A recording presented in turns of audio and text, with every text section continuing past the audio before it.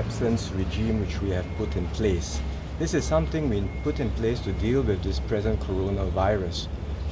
Essentially because we know that there is quite a number of people coming back from China. They could be Singaporeans, PRs, as well as PRC workers. They are of a lower level of risk. We're talking about the ones coming back outside of Hubei province. So we've decided there's no need for quarantine, given that they are lower risk level, but we serve them a 14-day leave of absence. So that is the arrangement that we have put in place this time. Nevertheless, because as we've said, the situation is evolving so rapidly, and because we've seen the risk levels increasing generally across the board, we have decided also to step up this LOA regime. We've made it mandatory for all returning workers, and we will now tighten up the regime to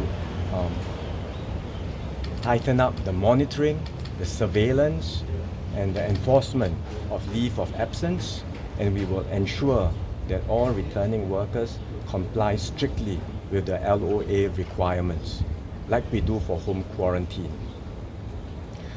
Next, I think there are some concerns from employers too about their returning workers, that they might not be able to find accommodations to serve the LOA for 14 days. I think for the most part, landlords have been very responsible and cooperative, and they have been allowing their apartments, rented out units to be used for the LOA.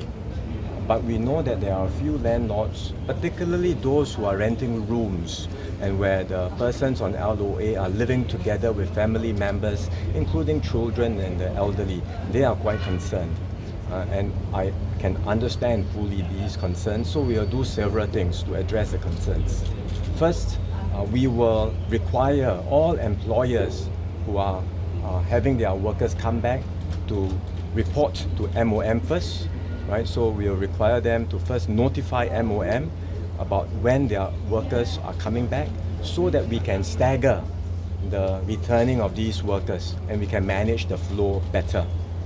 Second, for employers, for the few cases of employers who do find difficulties finding accommodations for their workers to serve out the LOA in the circumstances that I mentioned earlier, we will work with dorm operators in order to provide dorm facilities for workers in such circumstances to serve out their LOA fully. And so these are the things we can do, I think, to address the concerns.